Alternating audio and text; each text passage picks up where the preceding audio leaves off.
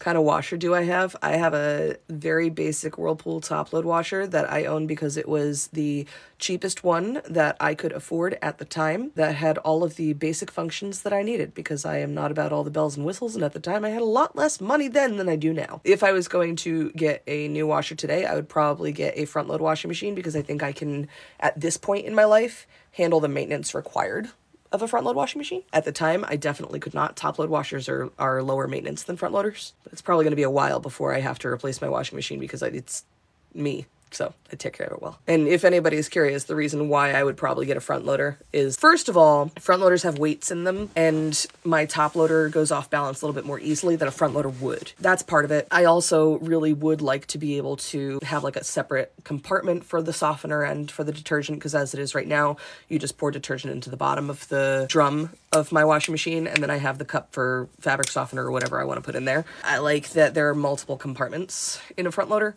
It's just a little bit more control over my laundry. They're also a lot more energy efficient and water efficient than top loaders are.